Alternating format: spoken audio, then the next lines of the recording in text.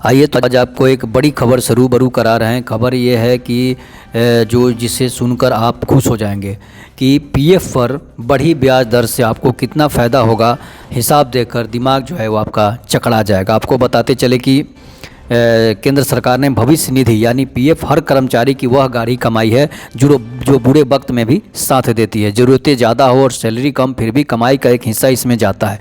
नियम के तहत कर्मचारी के हिस्से से मूल बेसिक सैलरी का 12% और कंपनी के हिस्से से 3.67% यानी बेसिक सैलरी का कुल 15.67% हर महीने पीएफ फंड में जाता है।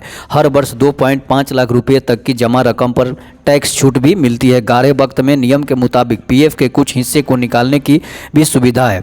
ऊपर से इस पर मिलने वाला ब्याज भी बैंकों के मुकाबले ज़्यादा होता है। इन्हीं सारी खूबियों की वजह से पीएफ सैलरीड क्लास और पेंशन भोगियों के लिए तब पतवार बन जाता है जब मोटे खर्चे के मज़दार में मिडिल क्लास की नैया डगमगाने लगती है। ऐसे में वित्तीय वर्ष 2022-23 के लिए पीएफ पर ब्याज दर बढ़ाने का ऐलान इन दोनों वर्गों को खुशी देने वाला है। बढ़े ब्याज दर से कर्मचारी पेंशन भोगियों को 5.50 अरब का फ़ायदा होने वाला है। लेकिन यह भी ध्यान रखना चाहिए कि पीएफ के पास 6 करोड़ खाताधारकों के 11 लाख करोड़ रुपये जमा है। इस पर 0.05% की दर से ज़्यादा ब्याज मिलने का मतलब है कि खाताधारकों को 5.50 अरब रुपये ज़्यादा मिलेंगे। ईपीएफओ ने कहा है कि वर्ष 2022-23 में पीएफ पर ब्याज के रूप में 90,000 करोड़ रुपये दिए जाएंगे। यह तो हो गई मोटी रकम पर मोटे ब्याज की, लेकिन इंडिविजुअल की नज़र से देखें तो यह ऊँट के मुंह में जीरे का फोड़न ही मालूम पड़ता है। मान लीजिए कि वित्तीय वर्ष 2022-23 की शुरुआत में आपके पीएफ खाते में 3 लाख रुपये जमा थे, तो आपको 0.5% की ज़्यादा की दर से सिर्फ 150 रुपये का अतिरिक्त लाभ मिलेगा। दरअसल 0.05% ब्याज का मतलब ही है हर 100 रुपये पर 5 पैसे की आमदनी। लेकिन सिक्के का दूसरा पहलू यह भी देख लीजिए।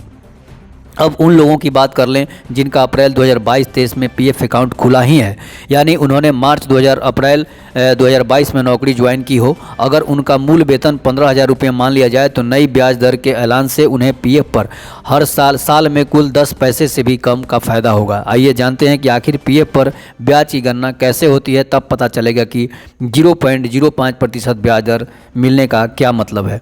पीएफ पर ब्याज के आकलन का एक फार्मूला है। अगर बेसिक सैलरी 15,000 रुपये महीना होता है, इसमें कर्मचारी का योगदान 12% यानी 1,800 रुपये है।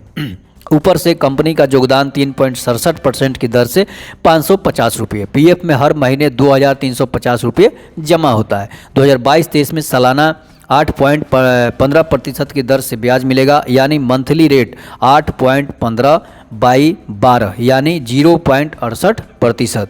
2,350 रुपये पर 0.68 की दर से ब्याज 15.98 रुपये, यानी साल भर में कुल 191.52 रुपये ब्याज हुआ। अगर इस बार पीएफ पर ब्याज दर नहीं बढ़ती और 8.10% रेट ही रहता तो हर महीने 0.67% की दर से कुल 15.86 रुपये का ब्याज मिलता, यानी साल में कुल 190.35 रुपये, यानी सिर्फ 1.17 रुपये का फ़ायदा। पीएफ फ़ायदेमंद है या दूसरा निवेश?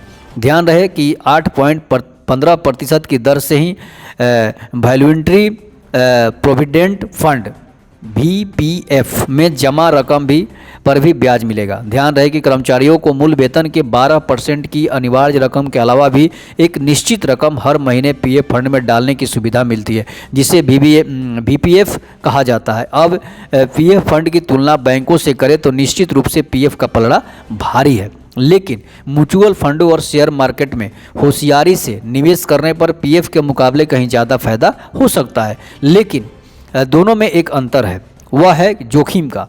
पीएफ में पैसा लगा पूरी तरह सुरक्षित है, लेकिन मार्केट और म्यूचुअल फंड में लगे पैसे का कोई भरोसा नहीं हो सकता है बम्पर रिटर्न मिले, संभव है कि बड़ा घाटा उठाना पड़े। बैंकों में भी 5 लाख रुपए तक की जमा राशि ही सुरक्षित है। अगर बैंक डूब गया तो 5 लाख से ज़्यादा जो भी रकम है वो भी डूब जाएगा। इस तरह कुल मिलाकर कहें तो पीएफ का पलड़ा दूसरे निवेश विकल्पों पर भारी दिखता है। यह अलग बात है कि 8.10% की जगह 8.15% की ब्याज दर कर देने से निवेशकों को कुछ खास हासिल नहीं होने वाला है। तो ये एक बड़ी खबर थी। जो पीएफ में पैसा जमा करते हैं, बैंक में पैसा जमा करते हैं, शेयर मार्केट में पैसा लगाते हैं, उनके लिए अब आपको सेव करना है। किस में आप सेव करेंगे, किस में आप रखेंगे, तो एक बहुत बड़ी खबर थी। तब तक ले नमस्कार, जय हिंद, जय भारत, वंदे मातरम।